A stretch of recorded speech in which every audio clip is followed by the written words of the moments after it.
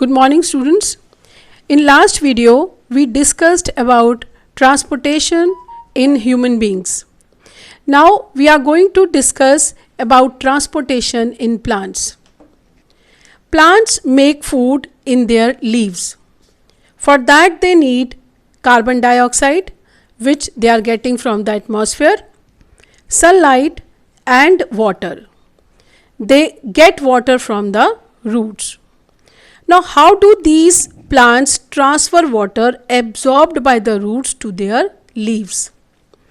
If the distance between soil contacting organ, that is roots, and chlorophyll containing organ, that is leaves, is lesser, as in case of small plants, then transportation system is not required. Only water is transferred by simple diffusion. But if this distance is very large, like in this tree, this distance is very large, then simple diffusion will not work. For such plants, transportation system is required. Plants are using two pathways for transporting material. One is xylem tissue, which carries water and minerals from roots to various parts. Second is phloem, leaf which prepare food for the plant. It is required by all other parts. So phloem tissue is responsible for the transportation of food to various parts. Xylem and phloem are combinedly called as vascular bundle. Let's see how water is transported to various parts. Plants use this conducting tissue called as xylem. Xylem is made up of mostly dead cells. It is made up of 4 types of cells. Most of them are dead. 2 main cells of xylem, tracheids and vessels. They join together and form a continuous pipe-like structure. Tracheids and vessels of roots, stem and leaves, they are interconnected and form a pipe-like structure. You know that water will move from roots to leaves, that is against gravity. How does water move against gravity? How is it possible?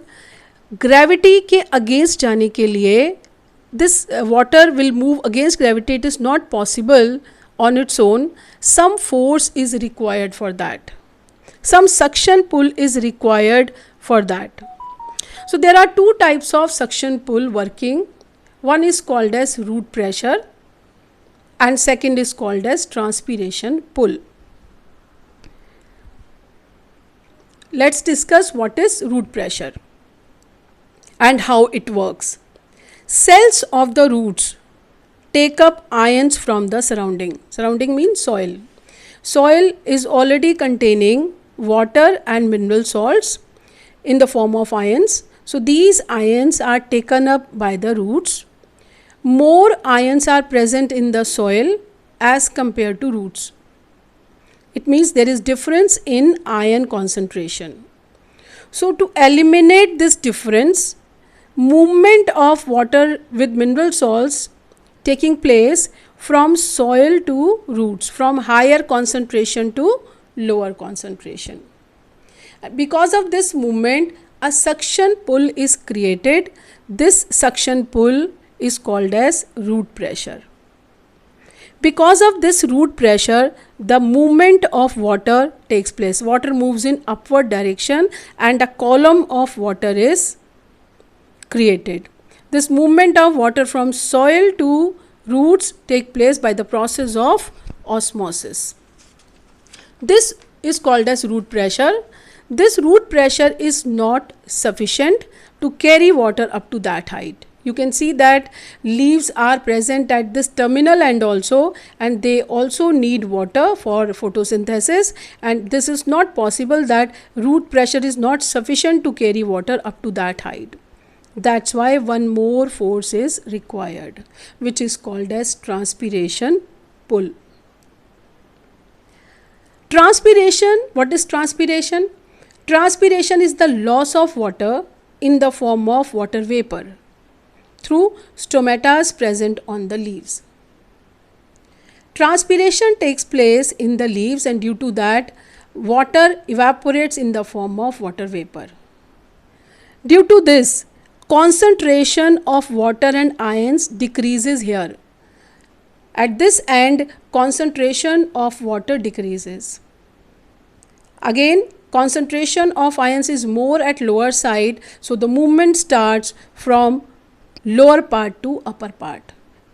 This is same movement as आप जब juice पीते हैं तो straw लगा के उसको सक करते हैं और एक मूवमेंट अपवर्ड मूवमेंट स्टार्ट होता है जूस में. In the same way, due to this suction pull, the water moves in upward direction. This pull is called as transpiration pull, and the movement of water and minerals in upward direction is called as ascent of sap. This transpiration pull is the major driving force during the daytime.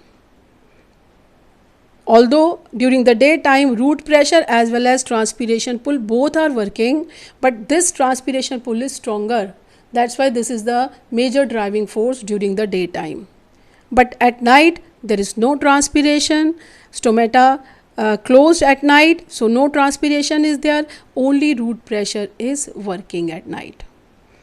So at the end, transpiration pull and root pressure both are responsible for the upward movement of water. Thank you.